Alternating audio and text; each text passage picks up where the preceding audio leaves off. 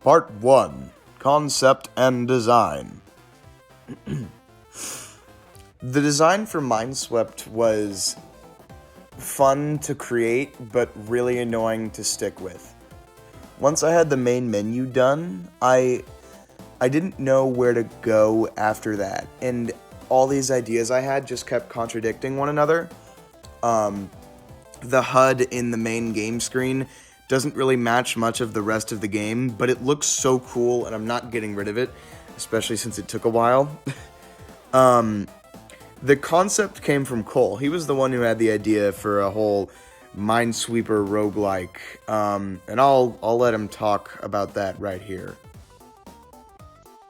Yeah, so basically my whole idea was I recently learned how to play Minesweeper and I was like, man, this game's really fun. It'll be cool if I could like make it with one of my favorite game genres, a roguelike. So basically what I did was like, hey Bobby, I have an idea for a project. Do you want to work together? I was like, yeah. I was like, okay, it's a Minesweeper roguelike. And it was like, cool. So we got to work on concepts and Bobby did a lot of the concept work there. But yeah, it was a very fun project. Here's some of my drawings. This was a lot of concept art for what I wanted Minesweeper to look like. This one is one that I had for the shopkeeper, like his shop. And as you can see, I stuck with the very first design I created, but we also had designs for me, a penguin, a realistic JPEG image of a guy. The shop pretty much stayed the same from when it was designed, and I like how it looked, and I like how it looks now, so I like that.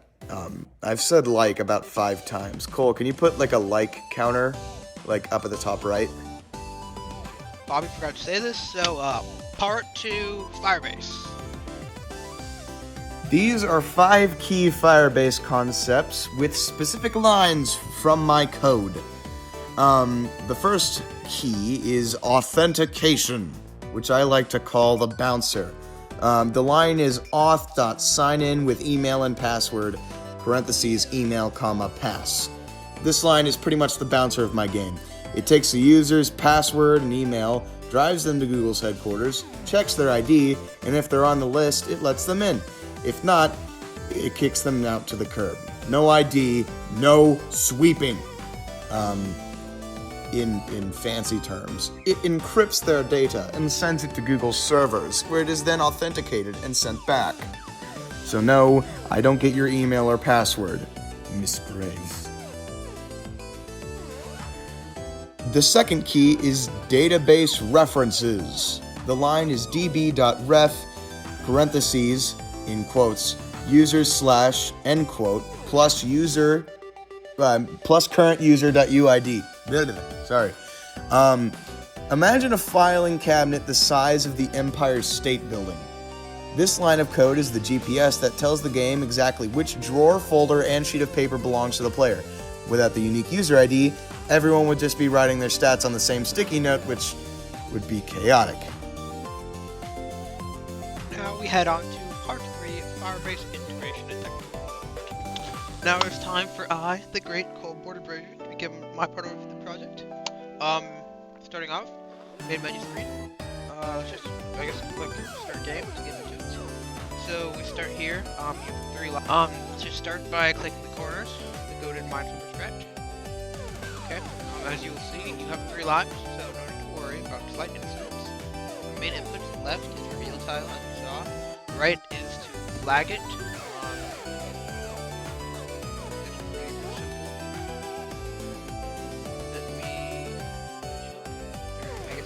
But you see that?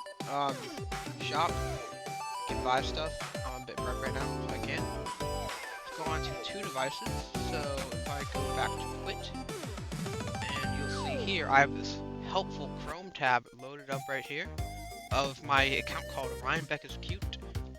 Please note this is not my actual account. This is just a playtest account, obviously. But if I go to rank, and I go to Ryan Beck is Cute here, you see his info, his card, his bio, picture. Very nice, very nice. So now let's just say I hypothetically open this, and maybe I want Rocky as my little PG. We do that, and you know what? I kind of like my body. Bio. I need to be more. Ryan Beck is the hottest. And I save that. Then I go back here, rank. And I open this up, and all of his. I misspelled that, but all of his data has been saved excellently. And Rocky, the goated cat on the planet, is sitting up there looking at me. For our conditionals, if I look in here, go to class, the only good kind of class that I like, you have constructor. Basically what class does is it's like a factory where, instead of one object just being a singular object, a class is more of like an object factory. So the constructor, which you can see right along here, this is just a big function that kind of defines our variables similar to a function when you call those, but this is basically the blueprint for our tiles. If we go down here, cell, you'll see tiles to push, new cell. This adds it to our list of tiles. Go to the X and the Y that places that, starts both these as false, and just configures all the numbers. So basically that's how that works. And that is it for part 3. Going on to part 4, reflection. What works so well? I think, for me, the gameplay of just Mineswept itself, class was probably the easiest thing to implement. It took maybe an hour to do all of that stuff. It was very helpful, saved me tons of time on doing all those objects. I really appreciated it. However, on the other side, the thing I hated the most, I didn't hate it, it takes too long, but it was, if I go to start game, you will see this little white outline. This is kind of what tells you what tiles you're selecting and just the general system for getting what tile your mouse is over. Dr. Gem helped me on this one because I was a bit tired after doing the class, and I was like, man, I can't just, you know, leave it as is. I have to do all this tile hovering stuff real quick. So I thought it would take, you know, a little bit of time because I've done it before in stuff like Roblox Studio. I thought, how hard could it be? A lot of math involved. Luckily, Dr. Gem is the smartest AI on the planet, so don't fact check me on that one. But he helped me a lot with that one. Very helpful. If we had more time, I think we can both agree we would have definitely fleshed out the roguelike system. Right now, it's not really a roguelike. It's more just Minesweeper if it was just expanded upon. So we want to do that, kind of add more systems, and definitely in the future we'd want to do that, add more shop items, maybe themes. We had an idea for that, but they're just takes so long to add. But basically, that's really our future plans. Firebase real-time systems. I learned Firebase is a very effective tool, even for small project games such as this. Firebase can be very useful, and it's just such a great tool. You know, I've always thought database was so hard to implement, but it's really easy. And that concludes my part of the video. For me personally, I think that the easiest part of developing Mineswept was the art. The art was both the easiest and my favorite part of the game to make. I think everything turned out really nice, and the art style is charming and funny, and I love the shopkeeper's monocle and top hat.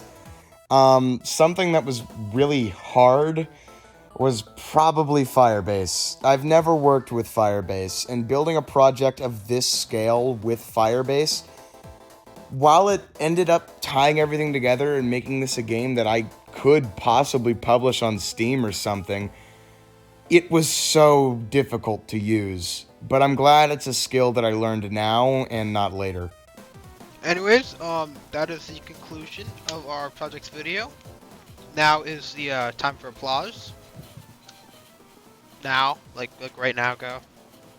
Thank you, you're too much, I hope you enjoyed, and thanks for watching. See ya!